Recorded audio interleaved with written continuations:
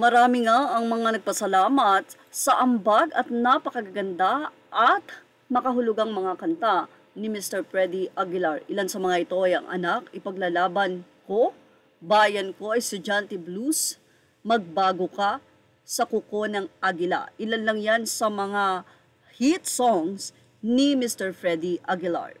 Ferdinand Pascual Freddy Aguilar was a Filipino musician and singer-songwriter regarded as one of the pillars and icons of original Filipino music or OPM. He was best known for his international hit, Anak, which became the best-selling Philippine music record of all time, selling 33 million copies worldwide and the only Filipino song translated into 51 languages. Si Freddy Aguilar ay isinilang noong February 5, 1953 sa Santo Tomas, Isabela. Nagsimula siyang mag-compose ng kanta nang siya ay edad 14 pa lamang.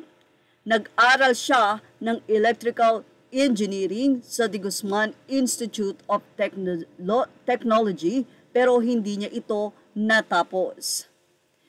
Instead, he pursued music, became a street musician, and then a folk club and bar musician. Sa edad naman na 18, Aguilar parted ways with his family and quit college. Siya ay nagsimulang mag-perform sa edad na 20.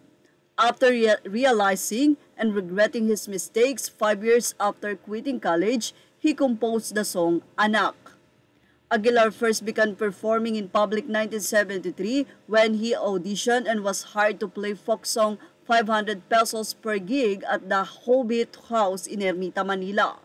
International acclaim, Aguilar's Anak not only broke the Philippine record charts in 1979, but it also hit the #1 spot in Japan and achieved considerable popularity in other countries as Angola, Japan, Malaysia, Hong Kong, and parts of Western Europe.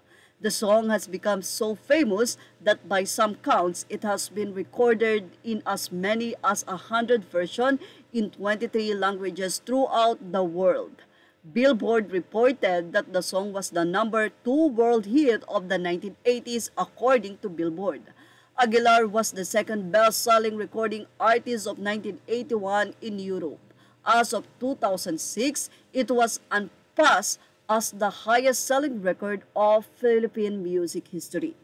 Bakit ba tila hindi naging national artist itong si Freddy?